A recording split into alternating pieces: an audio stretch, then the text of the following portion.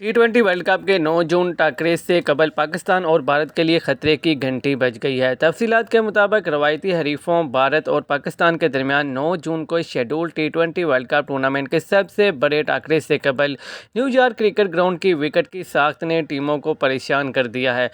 New York में टी20 world cup के लिए खसूसी तौर पर तैयार किए जाने वाले क्रिकेट ग्राउंड की विकेट के अजीब रवैये ने पाकिस्तान और भारत समेत इन टीमों को परेशानी में मुब्तला कर दिया है जिनके इस ग्राउंड पर मैचेस शेड्यूल हैं।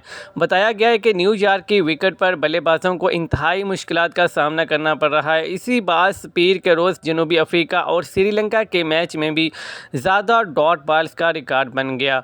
जनूबी अफ्रीका और श्रीलंका बल्लेबाजों ने सुस्त बैटिंग करके नया रिकॉर्ड कायम कर दिया। प्रोविडेंस में बॉलर्स के लिए साजगार एक मुश्किल विकेट पर बल्लेबाजों के लिए बैटिंग करना मुहाल हो गया। जहां श्रीलंकन टीम के 77 रन्स पर ढेर होने के बाद जनूबी अफ्रीका टीम भी हदफ के ताक़ब में 4 विकेटें गंवा बैठी।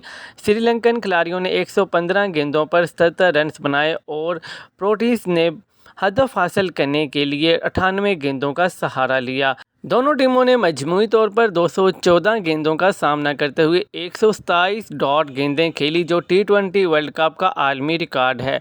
आज तक किसी भी टी20 वर्ल्ड कप के किसी भी मैच में इतनी ज़्यादा तादाद में डॉट बॉल्स नहीं खेली गईं।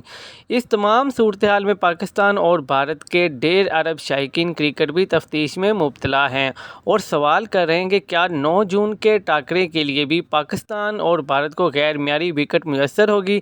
ऐसा होने की सूरत में 9 जून को पाकिस्तान और भारत के दरमियान हाई स्कोरिंग मैच होने के अमकानात कम दिखाई दे रहे हैं।